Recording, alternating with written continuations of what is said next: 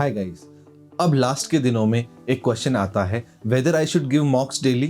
क्या मुझे मॉक्स रोज देने चाहिए? क्या 2 मॉक रोज देने चाहिए? क्या मॉक देने ही नहीं चाहिए? ये कंफ्यूजन बहुत सारे स्टूडेंट्स को है, ऑफलाइन भी है, ऑनलाइन भी है। तो आज मैं यहाँ पे हूँ to solve this question at least. देखिए, 3 तरह के स्टूडेंट्स हैं। एक वो who are scoring more than 70 marks in their mock, और ये 70 मार्क्स हैं एवरेज आपके पिछले 5-7 मॉक्स के। दो सेकेंड कैटेगरी ऑफ स्टूडेंट्स हैं जिनके मार्क्स आ रहे हैं 50 to 70 के बीच में, और जिनकी कुछ सिली मिस्टेक्स कमिट हो रही हैं जिनके कारण वो उससे ऊपर नहीं जा पा रहे हैं। And third category of students are जिनके 50 से नीचे आ रहे हैं। तो द वेरी फर्स्ट कैटेगरी, जिनके मार्क्स को देख के ऐसा लग रहा है so elegant, so beautiful, just looking like a wow. तो अगर आपके मार्क्स इस कैटेगरी में हैं, यानी कि 70 प्लस है, 75 प्लस हैं, तो you don't need to give a mock daily.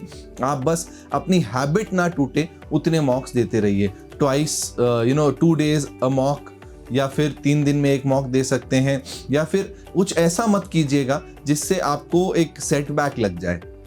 ठीक है, तो 3 दिन में एक मॉक दिया या 2 दिन में एक मॉक दिया।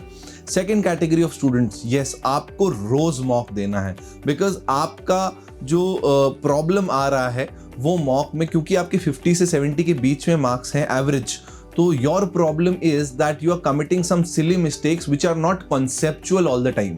ठीक है, कॉन्सेप्चुअल मिस्टेक्स नहीं है, वो मिस्टेक्स हैं उस वक्त पेपर अटेम्प्ट करने की। तो आपको फोकस कॉन्सेप्ट्स पे अब कम करना है। आपको फोकस करना है किस पे? आपको फोकस करना है उस वक्त मॉक के क्वेश्चंस को ध्यान से सॉल्व करने में। You don't have to read more concepts, you have to apply concepts which you already read. और जीके पे बहुत ज़्यादा टेंशन नहीं लेना है। थर्ड कैटेगरी ऑफ स्टूडेंट्स वो हैं जिनके मार्क्स 50 से कम आ रहे हैं, average marks.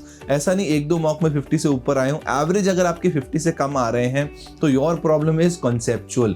You are not either able to understand the concepts कि अजम्पशन क्या होता है, स्ट्रेंथनिंग किसे कहते हैं, वीकनिंग किसे कहते हैं, या फिर आपकी इंग्लिश बहुत वीक है, जो आप पढ़ रहे हो उसको समझ में नहीं पा रहे हो आप। तो उसके लिए आपको टाइम बाउंड मॉक नहीं देना है। एक मॉक दिन में टाइम बाउंड दीजिए, दूसरा mock without any time limit दीजिए, या मॉक या सेक्शनल टेस्ट। क्वेश्चंस की प्रैक्टिस आप विदाउट टाइम लिमिट कर सकते हैं थर्ड कैटेगरी वाले स्टूडेंट्स। जैसे आपने इंग्लिश के 50 क्वेश्चंस लिए, आपको उसमें पूरा टाइम लगाना है और एक एक चीज़ समझ के उसको सॉल्व करना है।